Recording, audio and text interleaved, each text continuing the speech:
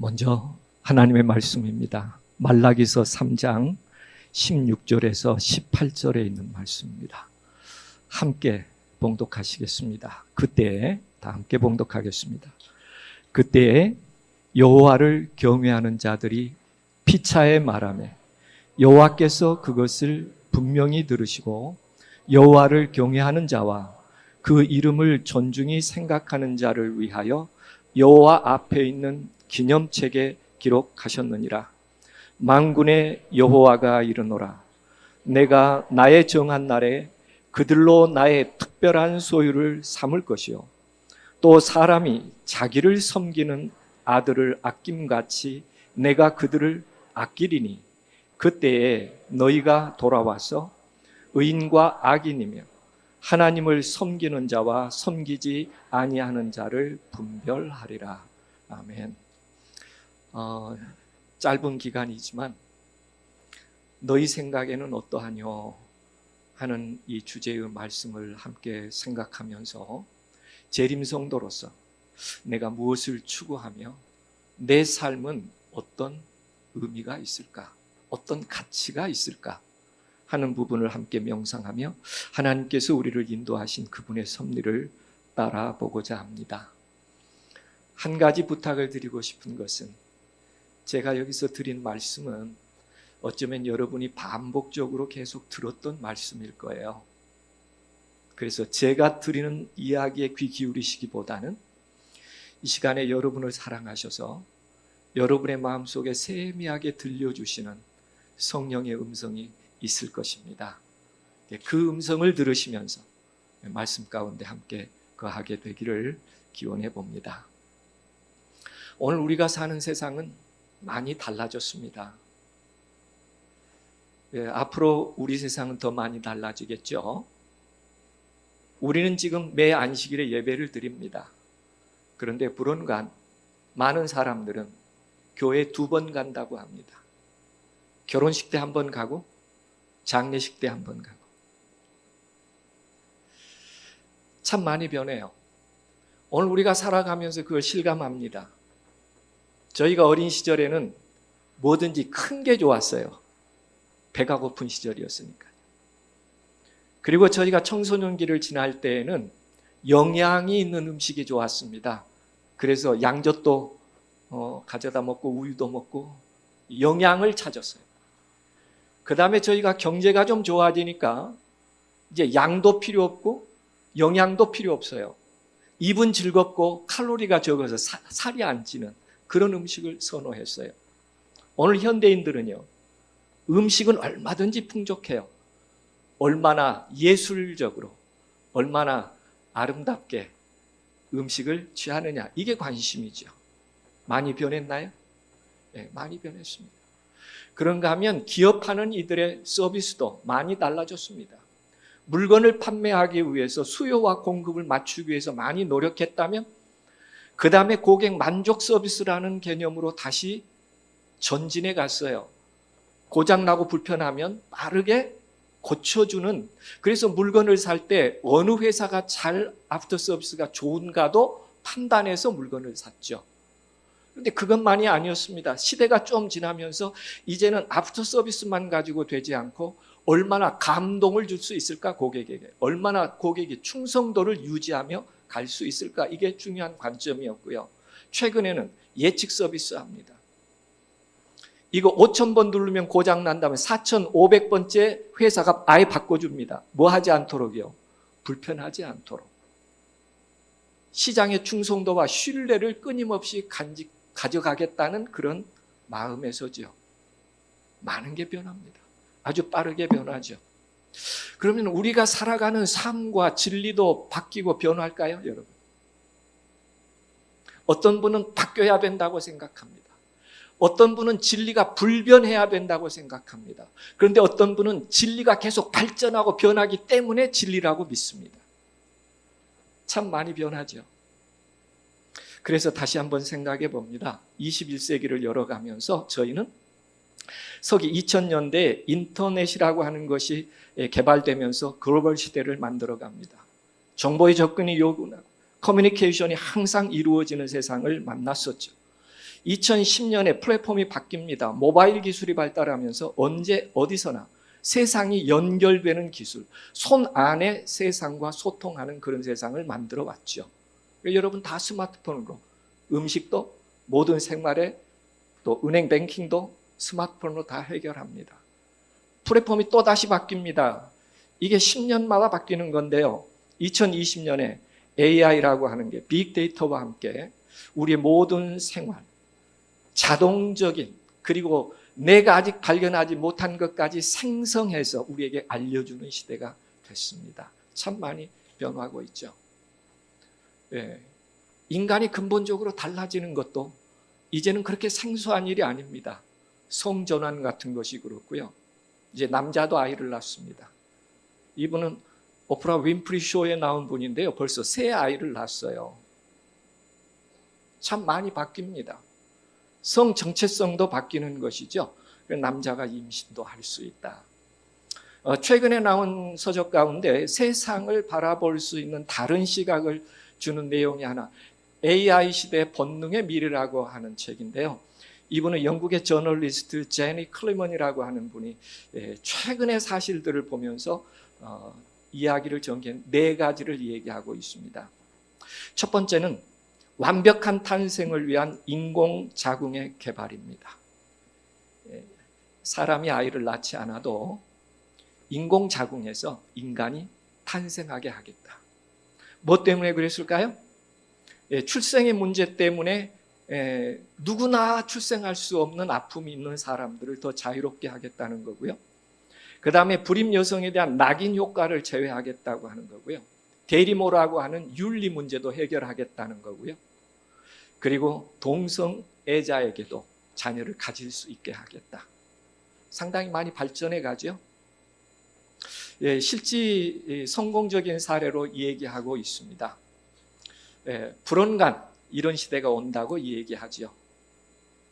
두 번째는 세포고기입니다. 실리콘밸리에서 연구하고 있고 거의 이제 상품화 되고 있는 단계에 이르렀습니다. 어떤 고기를 먹겠다는 겁니까? 동물이 아닌 줄기세포를 잘 배양해서 동물과 관계없는 깨끗한 고기를, 그래서 이름에서 클린 미트라고 합니다. 깨끗한 고기를 양산해서 더 이상 가축을 희생하지 않아도 먹는 일에 불편이 없는 그런 세상을 만들어 가겠다. 그리고 이 가축은 이산화탄소를 발생해서 지구온난화에 가장 큰 영향을 주기 때문에 이런 부분들을 사람이 먹고자 하는 고기도 해결하고 환경도 해결하겠다고 하기 위해서 클린미트가 생산될 단계에 와 있습니다. 그럼에도 불구하고 햄버거 하나를 만들려면 소 태아 혈청이라고 하는 게 소요되기 때문에 어차피 어린 소가 죽기는 합니다. 그 다음에 4번째 아주 빠르게 발전하고 있는 게 인공 반려자입니다. 참 놀랍죠. 데이비드 레비라고 하는 분이 2050년 정도면 로봇과 인간이 결혼할 수 있다라고 얘기하고 있습니다. 휴머노이드라고 얘기하죠. 인간과 똑같은 그런 로봇이 이 땅에 존재하면서 인간의 욕구를 해결해 줄 것이라고 그렇게 믿고 있습니다. 뭔가 성격적으로 장애가 있는 사람들도 혹은 장애인이기 때문에 자유롭게 성생활을 할 수 없는 사람의 문제까지도 해결해 주겠다고 하는 것이 취지일 것입니다. 참 빠르게 진행돼요. 그 휴머노이드에 대한 단편적인 부분을 하나 볼 수 있어요. 오디오 조금만 올려주시겠어요? 표정을 한번 보시기 바랍니다. 소피아라고 하는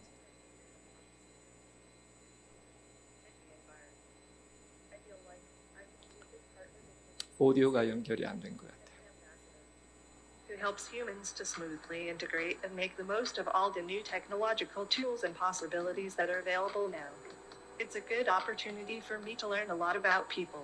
Sophia is capable of natural facial expression. She has cameras in her eyes. 네, 이 로봇이 무엇에 관심을 있는지 어떤 기능을 할 수 있는지 다 헤아려 안다는 것입니다. 인간처럼. 그래서 아이 컨택이 가능하고 감정에 대한 대화도 가능하고 어떤 사안에 대한 판단도 가능하고 얼굴을 기억합니다. 참 놀랍죠?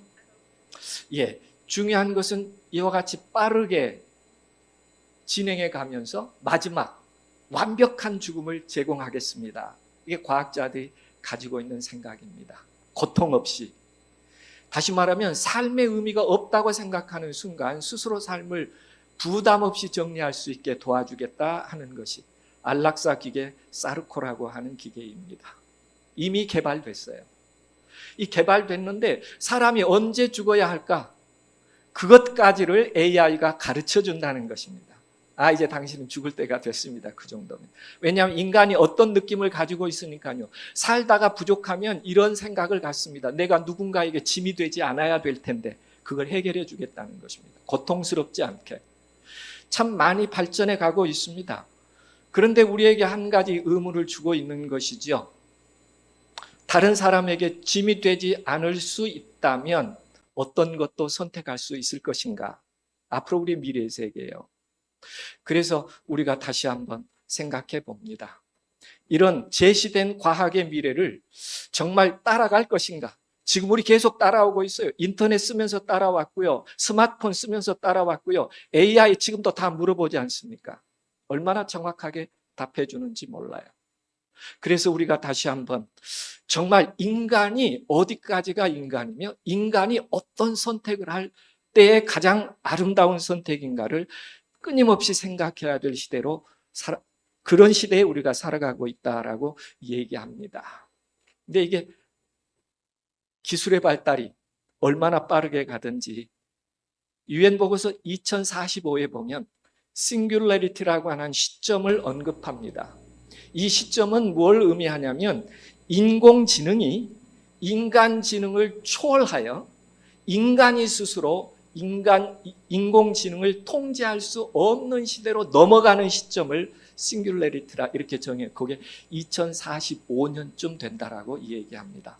그러나 지금같이 기계 러닝이 빨라지는 일을 보면 이 시점이 더 당겨질 수 있다. 이렇게 얘기하고 있습니다. 그래서 앨런 머스크도 더 이상 AI 개발은 멈춰야 한다. 법적인 제도 없이 계속 이렇게 기계에 맡겨서 학습하고 그것이 어떤 세상을 만들어 올지도 모르는데 우리가 AI 시대를 그냥 갈 수는 없지 않느냐. 많은 염려하는 목소리들도 지금 함께 나오고 있죠. 제가 여러분에게 드리고자 하는 말씀은 이것입니다. 이걸 이미 하나님께서 아셨어요. 영감에 대한 저급한 견해, 소위 지혜 있는 사람이라 일컬음을 받은 인간의 사상을 높이는 것 등은 인간의 재간을 하나님의 지혜와 방법 위에 두며 또한 소위 과학이라고 일컫는 것을 중요한 경건의 능력 위에 두고 있다. 과학을 뭐에 위에 두고 있다고요? 인간의 어떤 경건한 능력에 위에 두고 있다. 그런데 이러한 것들은 무엇이다? 예수님께서 우리를 데리러 오실 날이 가까이 오고 있다는 증거다. 참 미리 잘 말씀해 주셨어요. 어떻게 갈 것이냐가 아니라 어떤 사람이 되어야 하느냐를 우리에게 다시 질문하게 하는 것이죠. 2015년 우리나라는 굉장히 큰 변화를 경험한 해입니다. 딱 10년 전이에요. 미국에서 연방대법원의 동성 결혼을 합법화한 해이기도 하고요. 한국에서 62년 동안 가정을 지켜왔던 간통법을 폐지합니다. 왜요? 성적 자기결정권을 침해하기 때문에 이 법은 간통죄라고 하는 것은 위헌이라는 것입니다. 뿐만 아니라 혼인과 가정의 유지는 자유로운 의사결정에 맡겨야지 국가가 법으로 정할 수 없다. 뭘 폐지한 거예요? 간통죄를 폐지했어요. 이것 때문에 얼마나 많은 사람들이 고통을 받고 있는지 모릅니다. 가정에서. 그런가 하면 성매매 특별법은 위헌이라는 것입니다. 왜요? 직업의 선택의 자유를 심각하게 침해하기 때문에 위헌이라는 것입니다. 그러니까 성매매라고 하는 것은 자기가 선택할 수 있는 직업인데 그것을 사회가 낙인 찍혀서 창녀라고 하는 것은 그것은 사람을 범죄화시키는 것이기 때문에 이 법도 위헌이라고 주장하고 있는 것이죠. 성경은 뭐라고 얘기하고 있는데요? 성경은 분명히 그것이 범죄라고 얘기하고 있음에도 그렇습니다. 예. 우리가 로마서 1장에 보면 여자도 순리대로 쓰지 않고 남자도 순리대로 쓰지 않는 이 그릇됨에 대하여 상당한 보응을 받을 것이라고 분명히 얘기하고 있음에도 불구하고 우리는 이제 법대로 살아야지 이 말을 할 수 없는 시대에 우리가 살고 있는 거예요. 조금 전까지만 해도 뭐라고 얘기했어요? 당신 그렇게 하면 안 돼. 법대로 살아야 돼. 그런데 지금은 법대로 살아라는 말을 할 수 없는 시대로 성큼성큼 다가가고 있는 것입니다. 그리고 온갖 합법, 문화라는 이름으로 혹은 종교도 동조합니다. 여기 지금 자료 화면에 오른쪽에 보이는 리본 같은 것은 총신대학에 있는, 신학대학이에요. 총신대학에 있는 리본 클럽이 있는데 그 리본 클럽이 이런 캠페인을 하고 있는 것입니다. 여러분이 보시는 것처럼 Jesus breathed for queers. 예수께서 성소수자들을 위하여서도 피를 흘리셨다. 그 다음에 Jesus breathed LGBT 뭐예요? 레즈비언, 게이, 그리고 이중성을 가지고 성을 전환하는 그 모든 사람을 뭐 하셨다는 거예요? Jesus breathed, 축복하셨다. 이게 신학대학에서 하는 거예요. 우리 한국에서요. 물론 우리는 인간을 사랑해야 되는 기본적 사실을 가지고 있음에도 불구하고 그래서 예언의 시는 이렇게 얘기하고 있습니다. 소돔을 불로 멸망시켰던 남색적인 행습들이 신속하게 증가하고 있다. 그래서 우리는 종말에 점점 더 가까이 다가가고 있다. 예수님께서 오실 시간이 점점 더 우리에게 가까이 오고 있다. 이런 얘기를 우리에게 해주고 있습니다. 하나만 더 정리한다면 이것입니다. 여러분의 신앙은 혹시 이곳에 있지 않습니까? 성경은 유일한 하나님의 말씀이다. 맞습니까?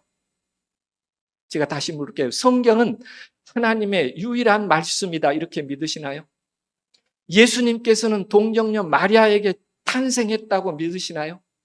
구세주가요. 그리고 예수님께서 신성과 기적을 행하셨나요? 믿으십니까? 그리고 인간의 죄를 구속하기 위해서 대속적 죽음을 죽으셨다고 믿으십니까? 그리고 문자 그대로 예수님께서 반드시 그분의 몸으로 재림하실 것을 믿으십니까? 여러분 이렇게 믿으시면 여러분은 기독교 근본주의자입니다. 이렇게 믿으시면요. 그런데 오늘 사회가 이 기독교 근본주의자들을 어떻게 정리하고 있는가? 영국에서요, 이 수석 신경학자들의 그 포럼이라고 하죠. 기자가 물었습니다. 앞으로 이 학회가 점점 발전해 가면서 특별하게 어떤 점이 전환점을 가져오는 하나의 이슈, 일이 되겠습니까? 이렇게 물었을 때 이 수석 신경학회 학자가 이렇게 얘기합니다. 종교적 근본주의를 정신질환으로 규정하고 치료할 때가 올 것이다. 그러니까 하나님의 말씀대로 믿는 사람은 어떤 사람이라고 정의한다고요? 그렇습니다. 이런 일들은 종교적 신념을 정신질환으로 분류하여 치료의 대상으로 삼을 것이라고 런던 타임스도 이 기사를 냈습니다. 그런가 여러분이 릭 웨렌이라는 사람 많이 들어봤습니다. 네, 목적이 이끄는 삶, 세들백 교회 이야기 저자입니다. 개신교의 훌륭한 목사예요. 그런데 그분도 이런 얘기를 합니다. 기독교 5대 근본 교리를 믿는 이들을 이슬람의 급진 세력 알카이다와 같은 21세기에 뭘로 규정한다? 적이 된다고 규정합니다. 많이 변하죠. 네. 공공의 적으로 분류되어 교화 내지는 처단의 대상이 될 것으로 보인다. 어떤 믿음을 가진 사람이요? 기독교 근본주의적인 믿음을 가진 사람은 교화나 처단의 대상이 될 것이다. 여러분이 BBC 방송에서 방송했던 이 영상 자료는 많이 보셨을 겁니다. 맨체스터라고 하는 그 도시의 재림교회 목사입니다. 방송에 나가서 숱한 사람들에게 모멸을 받습니다. 예수님께서 문자 그대로 천사들과 함께 온다고 그 말 하니까 다 웃습니다. 비아냥해요. 어떻게 그런 믿음을 가지고 있느냐? 상징일 뿐이라고 얘기합니다. 놀라운 시대죠. 그래서 이렇게 영감의 글은 얘기하고 있습니다. 하나님의 거룩한 말씀은 별로 귀중히 여김을 받지 못하고 있다. 많은 사람들은 바로 그리스도의 신앙의 기둥이 되는 교리들을 부인하게 되었다. 영감으로 기록된 위대한 창조의 진리, 인류의 타락, 속죄, 하나님의 율법의 영원성은 소위 그리스도계의 많은 사람들에 의하여 부분적으로 혹은 전체적으로 사실상 거부당하고 있다. 각 시대의 대쟁투가 지금 우리가 살아가는 시대에 어떤 현상이 있을지에 대하여 아주 정확하게 기록하고 있어요. 우리가 믿는 하나님의 말씀의 진리들을 이 세상은 뭐 하고 있다는 거예요? 부정하고 있다. 그뿐만 아닙니다. 여기 한 영상을 좀 함께 보시겠습니다. Because I gotta tell you the truth, folks. I gotta tell you the truth. When it comes to bullshit, big time, major league bullshit, you have to stand in awe. In awe of the all-time champion of false promises and exaggerated claims, religion. No contest. No contest. 가장 거짓말의 진수는 종교라고 얘기해요. Bullshit story ever told. Think about it. Religion has actually convinced people that there's an invisible man living in the sky who watches everything you do every minute of every day. And the invisible man has a special list of 10 things he does not want you to do. And if you do any of these 10 things, he has a special place full of fire and smoke and burning and torture and anguish where he will send you to live and suffer and burn and choke and scream and cry forever and ever till the end of time. But he loves you. 좀 보십니까? 예. 얼마나 그리스도의 사역에 대하여 비아냥하고 있는지. 오늘 우리가 사는 세상이에요. 여기 이렇게 기록하고 있습니다. 그들은 성경에서 흠을 찾아내고 가장 중요한 성경의 진리를 이론적으로 해석해 버리는 것이 그들의 우수한 학식과 재능에 대한 증거인 것처럼 생각한다. 그리하여 하나님의 율법의 요구가 여전히 효력이 있으므로 글자 그대로 준수해야 한다고 하는 자들이 오히려 조소와 모멸을 당해야 할 것처럼 생각한다. 각시대 대인투 583페이지. 성서의 순수한 믿음을 가지고 살아가면 이 세상의 조롱의 대상이 될 것이다. 여러분, 재림성도로 살아가는 일 쉬운 일이에요? 어려운 일이에요? 그래서 예수님께서 자꾸 우리 마음속에 묻습니다. 너희 생각에는 어떠냐? 너희 생각에는 어떠냐? 우리는 성경시대에서 문명과 예술이 발달할 때 어떤 인간의 모습으로 달라졌는지 우리는 성경에서 그 예를 금방 찾아볼 수 있습니다. 가인의 5대손 라멕이 이 세상을 살아갈 때 기록을 보면 어쩌면 오늘 우리가 살아가는 세상의 거울을 보는 것처럼 볼 수 있습니다. 창세기 4장 19절에 일부 다처제가 시작됩니다. 하나님의 창조의 계획과 달리 인간이 스스로 좋은 것을 선택하는 그런 시대가 노아의 훨씬 전에 라멕 시대에 일어나고 있죠. 그런가 하면 두 번째, 예술과 문화가 발전합니다. 그래서 퉁소도 불고 수금을 잡고 그런 예술과 문화가 발전해 가요. 그런가 하면 기계 문명이 발전해 갑니다. 구리와 쇠로 여러 가지 기구를 만드는 일을 하게 됐죠. 그런가 하면 생명을 경시합니다. 그래서 내가 사람을 죽였고 나의 상함으로 말미암아 소년을 죽였도다. 그 죽음의 대상이 어린아이예요. 그럼에도 불구하고 생명을 가치 있게 여기지 않는 일이 발생했다. 참 놀라운 일입니다. 가인이 그 5번째 세대가 넘어가면서 이런 일이 뿐만 아니라 인간으로서의 자존감을 버려버리는 시대. 어쩌면 오늘 우리가 사는 시대에 먼저 있었던 파장의 시작인지 모릅니다.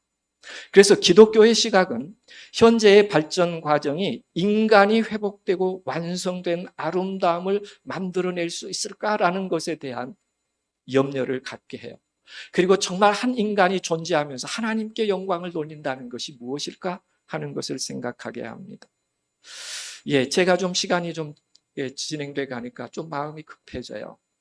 그러나 성경에는 오늘 우리가 읽었던 것처럼 말라기서 4장에 보면 말라기서 시대는 거의 세상이 어쩌면 이스라엘이 멸망을 했고 그 다음에 다시 귀환해 오면서 뭔가 세상이 혼돈 속에 있었습니다.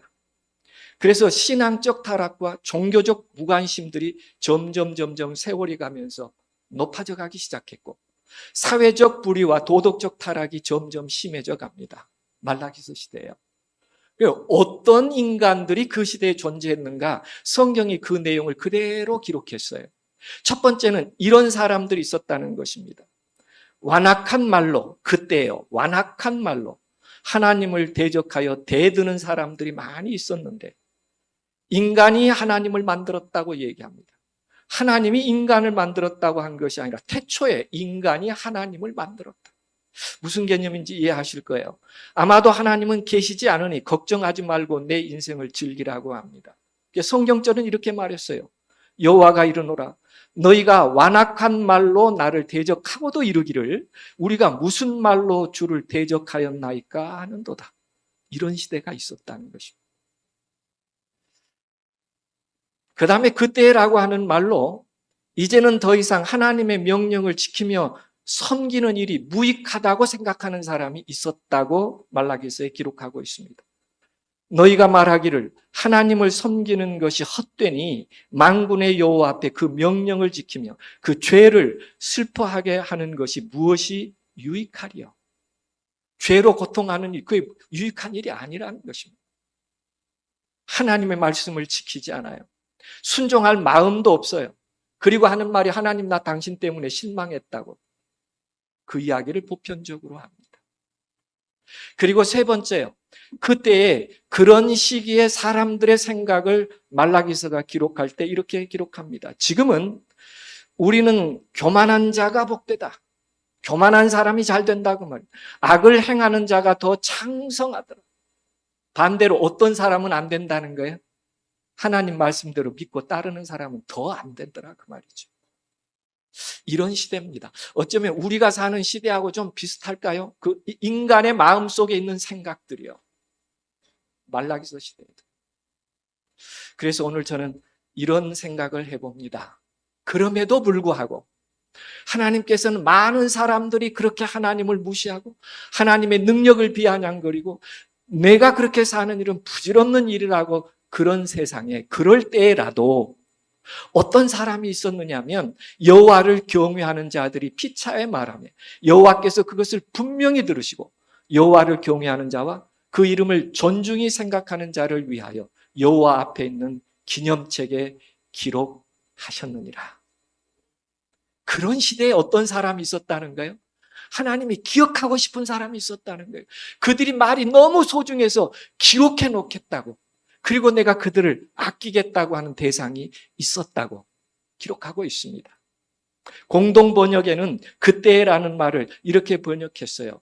많은 사람들이 하나님을 떠날 때라도 그런 가운데서도 나를 공경하고 내 이름을 존중히 여기는 사람들을 나는 책에 적어두고 어떻게 하시겠다? 여러분 이름은 아마 여기 기록되어 있을 겁니다. 틀림없이. 그래서 한번 다시 생각해 봅니다.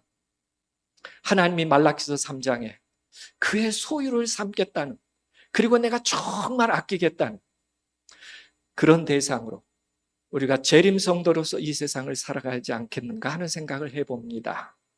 그래서 저는 이 말라기서에 있는 본문을 생각하면서 우리의 마음이 어떠해야 될지, 정반대로 이야기한 사람이 있었다는데, 우리는 지난 재림교회 역사에서 어려운 시기가 있었음을 압니다. 일제 종교 박해지요. 25년 역사를 가지고 있는 교회 진암도, 30년 발간했던 시조도 일시에 다 폐간됩니다. 더 이상 전도할 수 없는 것이었죠.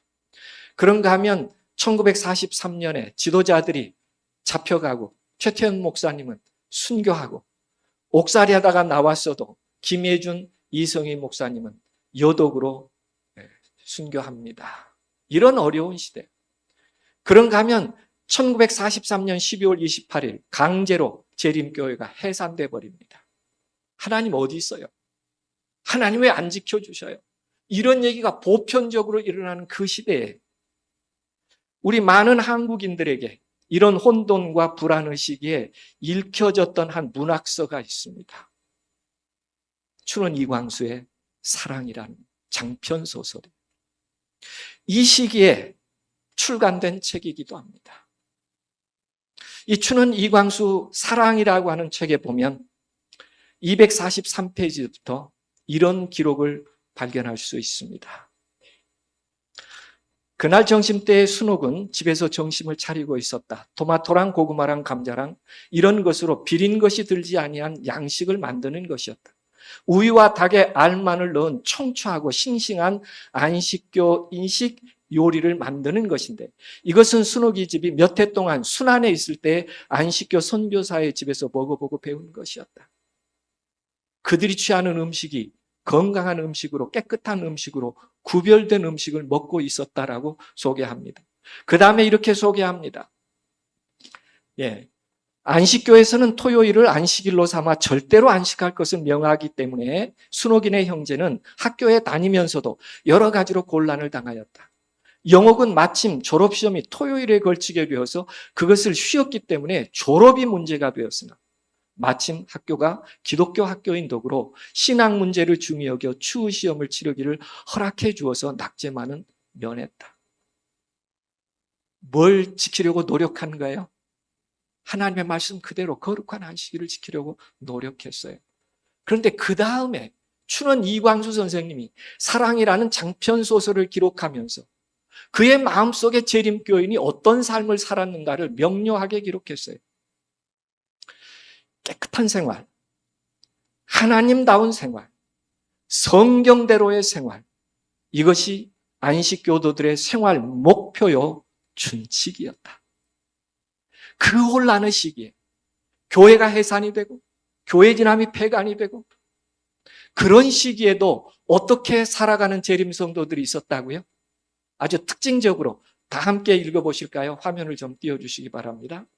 첫 번째는 깨끗한 생활. 다 함께요. 어떤 삶을 살았다고요? 깨끗한 생활, 하나님다운 생활, 성경대로의 생활, 이것이 안식교도들의 생활 목표요 준칙이었다. 여러분 어떻게 생각하십니까? 지금 여러분의 삶의 메아리인가요? 여러분의 삶에 약간 이질적인 표현이 좀 남아있나요? 재림교인은 어떠한 삶의 존엄을 가지고 살아가는 사람들인지, 내가 삶을 선택하고 살아가는 것이 아니라 하나님이 나의 모든 것이라는 믿음으로 그분의 우리에게 허락하신 것을 기뻐하며 살아가는 사람이라는 것을 이야기합니다. 여기서 그치지 않아요. 잊혀진 역사에 대한 그 독립운동사의 책에 보면 김창세 선생님이라고 한 분이 나오는데요. 시조 30주년이 됐을 때에 기념사를 위촉합니다. 이광수 선생님에게요. 그때 이런 얘기를 합니다. 나는 안식교인이 아니나 안식교를 존경하는 사람입니다. 그 생활의 진실하고 청정함을 사랑합니다. 내가 맨 처음 안식교회를 알기는 작고하신 김창세 박사를 통하여서입니다. 김 박사는 신실하고 청정한 안식일 교인이었습니다. 안식일 교인 하면 어떤 단어가 하나 딱 떠오르는 거예요? 깨끗하다는 거예요. 아주 진실하다는 거예요. 그리고 오직 성경을 사랑한다는 거예요. 그 어려운 시기에 재림교인들이 어떤 본성으로 살아갔는가. 그리고 조금 더 지나면 이런 글을 기록하고 있습니다. 이 영문 시조를 좀 왕대하 여사가 줘서 그걸 읽었습니다. 그런데 시조값을 못 낸 거예요. 예전에 글을 쓰시는 분이 수익이 그렇게 많지 않았겠죠. 그래서 미안하다고 이 얘기합니다. 그랬더니 왕대하 여사가 이렇게 이 얘기합니다. 아니요. 잘 읽어주시면 그것이 책값입니다. 이런 사람 처음 봤다는 거예요. 그 귀한 영문 시조를 이게 읽도록 해주고 책값을 못 냈는데 뭐라고 얘기하더라고요? 잘 읽어주시는 것이 책값입니다. 이런 사람 처음 봤다는 거예요. 그래서 이렇게 기록하고 있습니다. 예, 나는 이렇게 여러 안식일 교회의 교인의 인격과 하시는 일을 통하여 안식일 교회와 시조의 정신을 알고 흠모하고 있는 사람입니다. 금년이 시조 30주년 기념이라 하니 아마 300년, 3000년 주년이 가도록 예수 재림의 그 시기까지 이런 운동은 계속될 것입니다. 어떻게 살아가는 운동이요? 청렴하고 깨끗하게 말씀대로 살아가는 운동. 이게 우리가 문학서에서 보는 것입니다. 춘원 이광수 선생님의 그 깊은 생각이요. 언제나 진실하고 청정한 사람. 여기 기록된 대로 깨끗한 생활을 하고 하나님다운 생활을 하고 성경대로의 생활을 하고 여러분 그렇게 살아오셨으면 크게 한번 아멘 하십시다. 우리 홍 장로님 아멘을 안 하시고 웃으시는데 정말 그렇게 살아보고 싶습니다. 그죠? 세상이 어떻든지 간에 그렇게 정말 살아보고 싶은 거예요. 그렇게 재림 성도들이 살아왔습니다. 그것이 우리의 전통이었고 우리의 기도였습니다. 그것을 하나님께서 귀히 여기시고 책에 기록해 놓고 결코 잊지 않으시겠다고 약속하신 것 얼마나 감사한 일인지 모릅니다. 많은 사람들이 말씀대로 사는 것은 안 된다고, 말씀대로 어떻게 다 살아가느냐고 그렇게 얘기할 때에도 또 죄를 고백하며 그렇게 사는 것이 뭐가 유익하냐고 그렇게 말할 때라도 여호와를 경외하며 그 이름을 존중히 생각하는 자들이 있었다고 기록하고 있습니다. 예, 조금은 오래된 것입니다. 여러분 지금도 신동아는 나와요. 그런데 1975년판 3월호입니다. 이 3월호에 남창유한이라는 제목으로 전향간첩 전철수라는 사람의 수기가 기록되어 있어요. 그런데 남창유한이라는 말은 남쪽 창문이 있음에도 불구하고 한이 있다. 그러니까 뭔가 있지만 나는 그것에 대한 아직도 아픔이 있습니다. 그런 말로 그가 경험한 한 이야기를 이 신동아에 기록했어요. 간첩으로 그는 파송해서 이 남해안으로 올라오다가 붙잡히고 그는 대한민국으로 전향했습니다. 한국이라는 실체를 알고요. 그리고 이제 북한에 있었을 때 일 하나를 기억하면서 기록하고 있어요. 이게 안식일 교인이 안식일을 지킨다는 그 일 때문에 교도소에 수감됐습니다. 물론 그 주민증 같은 것을 받지 않았다고 거부했어요. 처음에는요. 뭐라고 인식했기 때문에 그랬을까요? 예전에 우리도 그랬죠. 크레딧 카드를 짐승의 표라고 그렇게 얘기한 때가 있었습니다. 예. 아마 그런 유사한 일이 북한에도 있었던 것 같아요. 그런데 이 사람은 아주 엉뚱하다고 소개합니다. 이 사람과 삽의 한패가 되는데 이게 삽군이 2명이고요. 지게꾼이 있다면 삽군이 2명이 붙어서 흙을 파서 옮겨야 됩니다. 그런 이제 노역을 하는 거예요. 교도소에서요. 그런데 안식일이라고요. 오늘 나 일 안 한다고 삽을 딱 세워놨다는 것입니다. 칭찬 받겠어요? 미움 받겠어요? 틀림없이요. 네. 그래서 그것까지는 나와 상관없으니 좋은데 안식일이라고 전혀 일을 하지 않는 데는 질색이었다는 것입니다. 도무지 역정이 나서 견딜 수 없었는데 조장이 때리고 발로 차고 닥치는 대로 이 사나이를 두들겨 팼지만 막무가내였다는 것입니다. 게다가 이 친구는 얻어맞을 때마다 찬송가를 부르고 뭔가 기도를 올리는 것이요.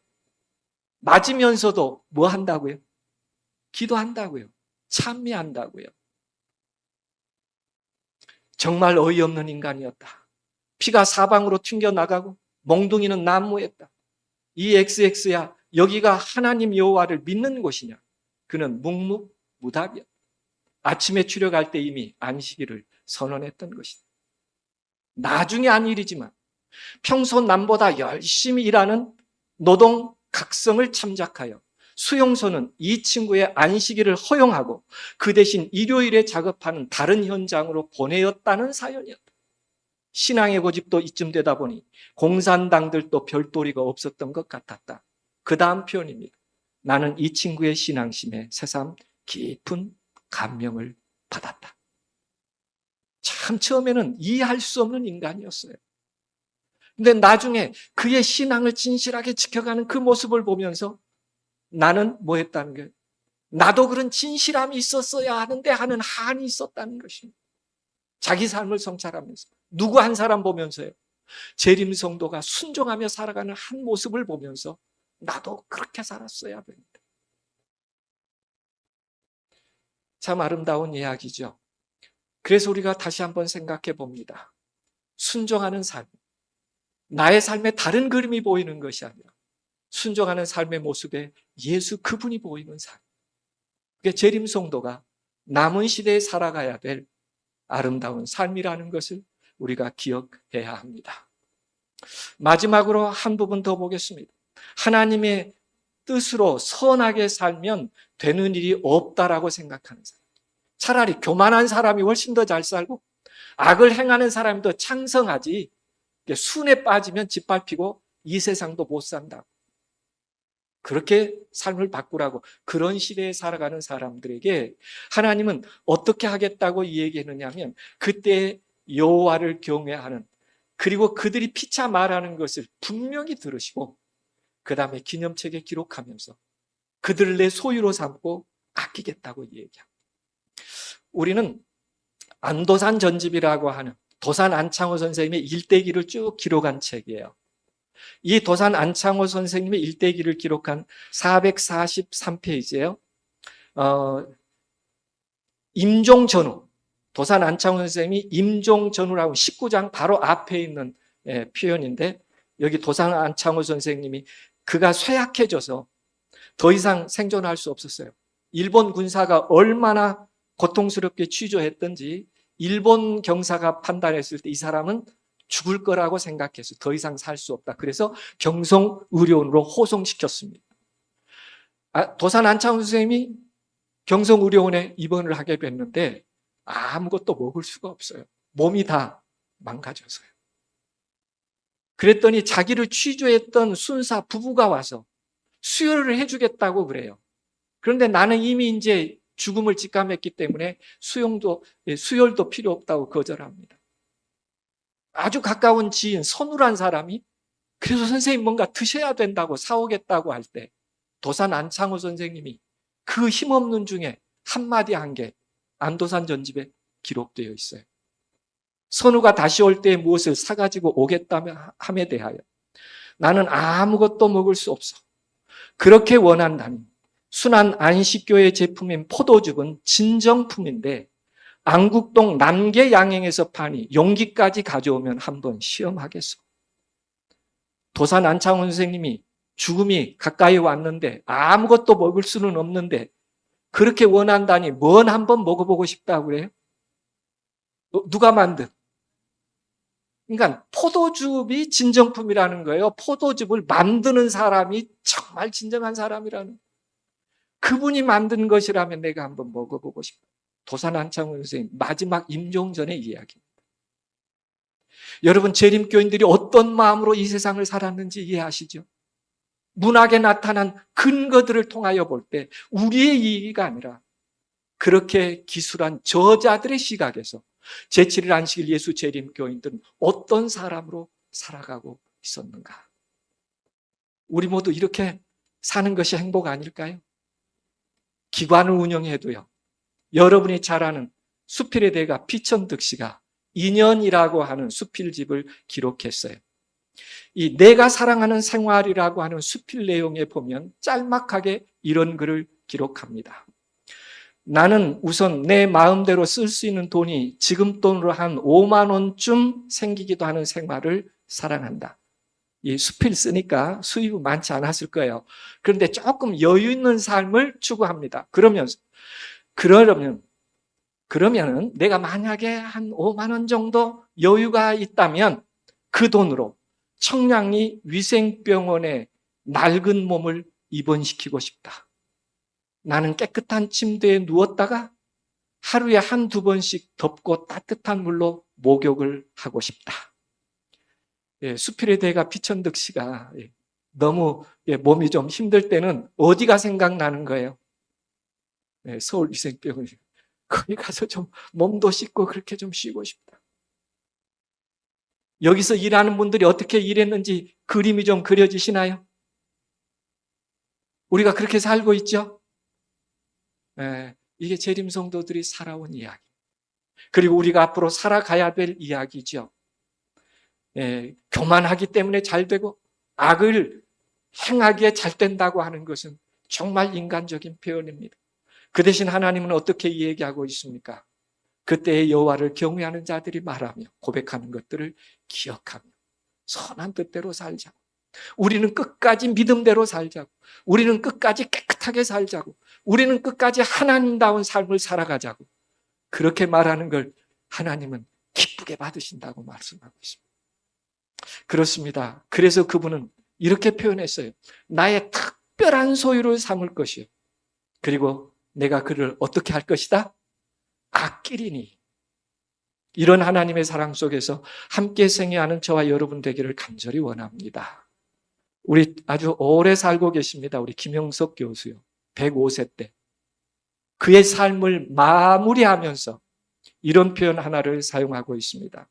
마지막 날에 내 인생 전체가 주님의 목표였다고 고백할 수 있기를 소원합니다. 105세 살아가면서요. 마지막에 생각이 뭐라고요? 내 삶의 모든 전체가 주님께서 기대하신 그거였다고 그렇게 말하고 싶다는, 그렇게 살고 싶다는 거예요. 그리고 한마디 더 부언했습니다. 나 때문에 행복해지는 사람이 얼마나 있을까? 그것을 한번 세우고 그렇게 마지막에라도 그렇게 살고 싶다. 아멘입니까? 우리 재림성도가 살아야 돼. 내 삶의 목표가 무엇일까?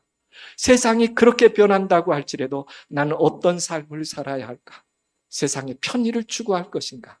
하나님의 창조의 이상대로 나라고 하는 존재에 대한 존엄감을 하나님의 말씀으로 거룩히 청결하게 유지하며 살아야 할 것인가? 예수님 오늘 우리들에게 질문합니다. 너희 생각에는 어떠하냐? 너희 생각에는 어떠하냐? 하나님의 은혜가 오늘 이 시간에 우리와 함께 하기를 간절히 기원하면서 말씀을 줄이겠습니다.